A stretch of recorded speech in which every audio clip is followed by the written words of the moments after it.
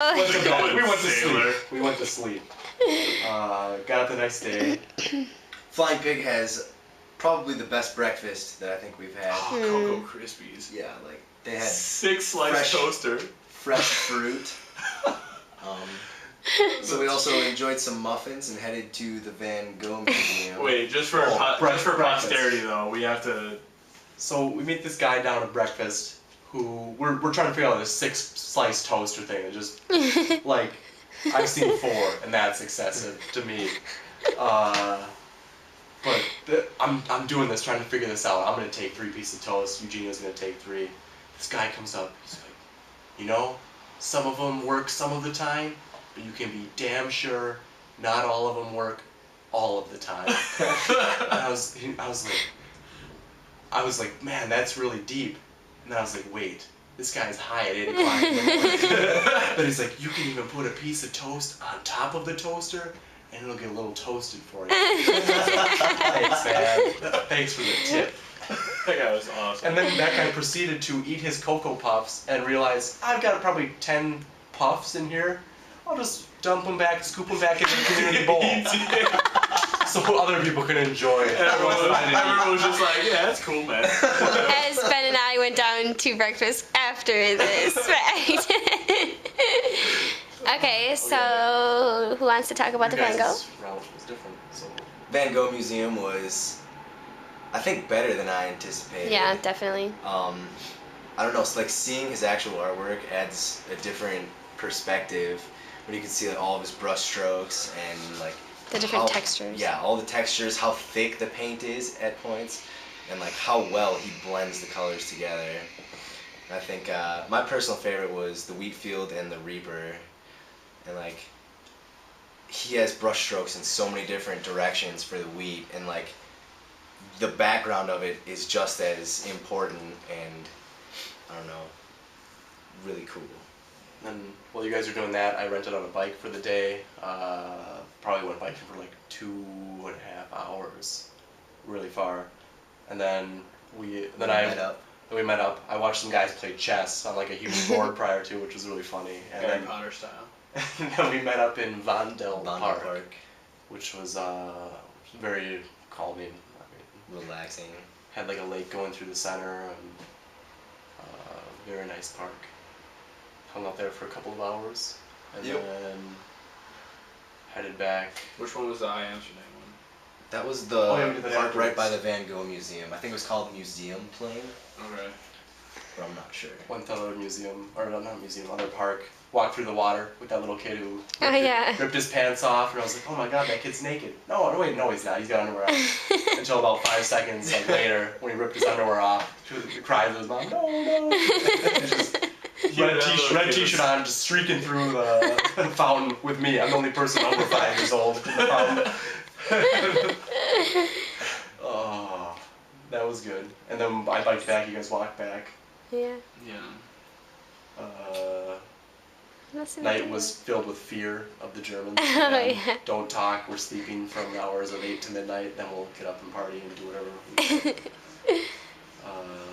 You guys did some laundry? Oh yeah. Laundry. The first time I've ever used a laundromat. And we used it till midnight in the red light district in Amsterdam. Ben, tell us about your find. Hey, hold on. Magic Pancake Boathouse. Unbelievable. Unbelievable. Go ahead, Ben. Alright, so I decided we're about to leave Amsterdam for Munich, and I decide I have to get a Netherlands jersey.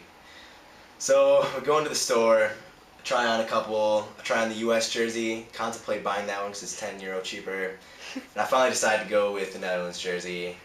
And one of the employees was like, hey man, you like that one? You're gonna get it? What's your size? I'm like, medium. He's like, okay, you can have this Brazil jersey too. And I was like, okay, for what? It's like, nobody trusted him. It's yours. It's free. No I'm like, okay, yeah, funny, but for what? It's like, if you buy a Netherlands jersey, you get a Brazil jersey. It's like, what? That blew my mind. Amsterdam, amazing. What else? The last day too. couple parks, went to the botanical gardens and zoo, realized they were ridiculously overpriced. Not go in. Went to the library, finished a really nice library. Really nice library. Really cool.